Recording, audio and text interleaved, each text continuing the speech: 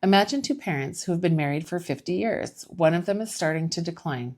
The other is quietly compensating, making the meals, giving the reminders, managing the appointments, keeping the house running. From the outside, the adult children think mom and dad are doing okay. Then, one day, the caregiving parent ends up in the hospital. And suddenly, the family realizes that the other parent was depending on far more support than anyone understood.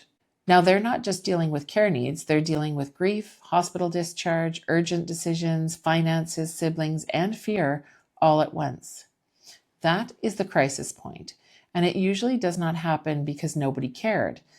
It happens because the warning signs were hidden, softened, or explained away until the situation became urgent. Welcome to the Art of Aging, where we celebrate life moment by moment, living, caring, and being present through every stage. I'm Sherry Gibson-Walters, certified professional consultant on aging, founder and CEO of Harmony Caregiving, and your host. Today we're talking about something we see often at Harmony, families waiting too long to ask for help. And I want to start by saying this: families don't wait because they don't care. They wait because they care. They feel guilty. They feel unsure about when is the right time to get help. They're trying to respect their parents' wishes for independence. They're hoping things will get better soon. Or in other cases, they simply didn't know what kind of help was available. It's like the old saying of, you don't know what you don't know. It means there are things outside your current awareness, so you may not even realize what questions to ask, what risks to watch for, or what information you're missing. But once care finally begins, almost every family says the same thing: I wish we had called sooner. So let's talk about why that happens and how to start the conversation before a serious crisis forces the decision. The biggest reason families wait is guilt. Many adult children carry a deep sense of responsibility that says, my parents cared for me, so now it's my turn to care for them. It's an incredibly natural and loving feeling, but life today is layered and very demanding. People are often trying to balance careers, raise children, marriages, blended family dynamics, household responsibilities, their own health and well-being, and all this while trying to show up as a devoted son or daughter on top of it. So needing support doesn't mean that you're failing. It means the situation has grown bigger than one person can carry alone. Here's a good way to think about home care. Home care doesn't replace the family, it supports the family. It gives you breathing space. It lets you show up as the daughter or the son, not just the person making sure you've managed every task. The second reason is uncertainty. Families ask themselves, is it really that bad? Mom is still getting dressed herself, dad is still making coffee himself, and the house looks mostly fine when you visit. Your parents say, I'm okay, don't worry about me, so you wait. And that makes sense. Most families aren't trained to know where the line is.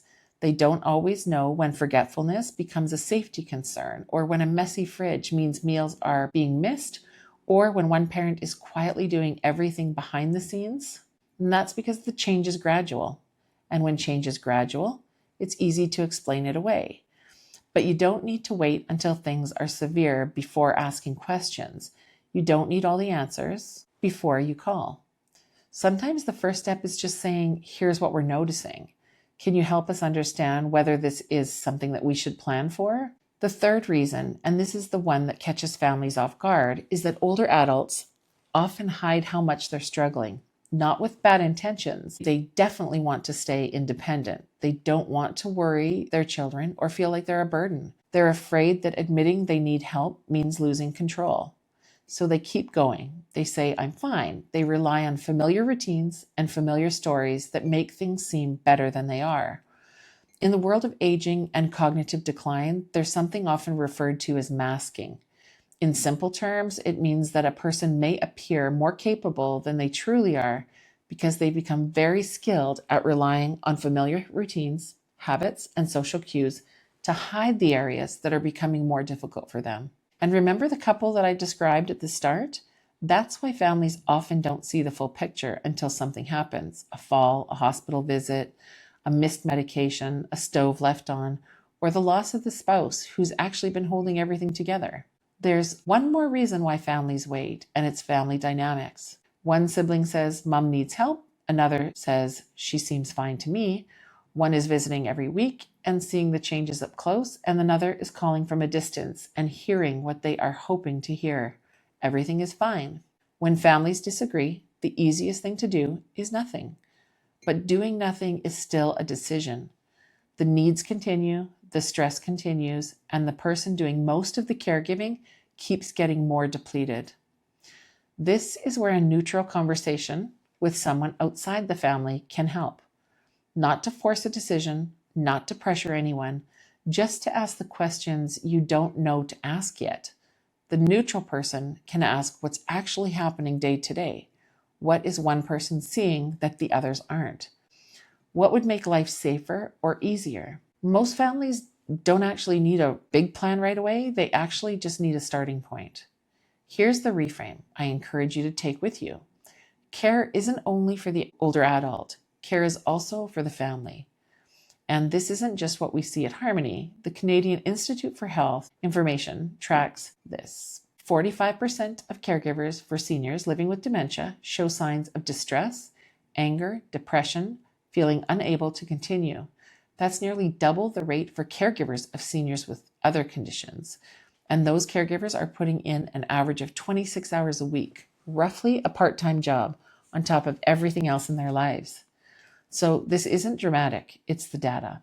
When you're constantly worried, you're checking your phone, you're waiting for the next call, that takes a toll. When you're losing sleep, replaying conversations, and trying to solve problems from a distance, wondering if your parents are truly safe at home, that's not something to brush aside. When your own health starts to suffer, or you feel yourself becoming resentful because you're stretched too thin, those are the signs that the current situation isn't sustainable. That doesn't make you selfish, that makes you human. And support doesn't have to mean full-time care. It can start with a few hours a day, such as meal support, companionship, light housekeeping, laundry, respite for a spouse, basic help with maintaining routines. It can begin with one practical step. So how do you know when it's time to start the conversation? Notice the patterns. Are meals being missed? Is the fridge full of expired food? Are medications becoming confusing? Is one parent carrying too much? Are there more falls or near falls? Is your loved one withdrawing from things that they used to enjoy? Are you getting more calls, more emergencies, more moments where you think something is changing here? These aren't reasons to panic. They're reasons to pay attention, and they're reasons to ask questions earlier, because here's the difference. When families wait until crisis, there are fewer choices. Decisions get made quickly in hospital hallways when everyone's tired and scared. The older adult often feels blindsided. The family feels guilty and rushed. And when families start earlier, the conversation changes. Your parent can still be part of it, and you can talk about what matters most. What kind of support feels acceptable? What small step would make life easier? You build a plan gradually instead of reacting all at once. And here's why this matters so much. When care for someone living with dementia isn't planned ahead, this is often where it ends up. Across Canada, about a third of certain hospital beds are filled by patients who are medically ready to leave, but have nowhere to go. They're called alternative level of care patients. 63% of them have a diagnosis of dementia, and the average stay is over a year. And here in Alberta, families pay an accommodation charge for every day their loved one sits in the hospital bed waiting. That's not a failure of love. That's what happens when there's no plan in place, when the crisis hits. Early support protects choice, and responding in crisis often takes choice away. If you're listening and wondering, is it too soon to ask for help? I gently say this. The fact that you're asking probably means it's worth a conversation. Your parent may never be the one to say, I need help.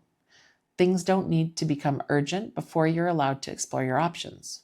So you can start with something simple. We're noticing a few changes, and we want to understand what support could look like before this becomes stressful. That's not failure. That's love in action. If there's one thing that you can take from today, it's this. Asking for help early doesn't take independence away. It actually protects it. It helps your loved ones stay safer at home. It helps the family feel less alone. And it prevents a crisis from becoming the first moment that everyone finally talks about care. If you're sitting with that feeling right now that something is shifting, but you're not sure what to do next, that's exactly what a readiness conversation is for. It's a free, no pressure phone call with our team at Harmony Caregiving. You tell us what you're noticing, and we help you understand what you're looking at and what options you actually have. There's no commitment, just clarity.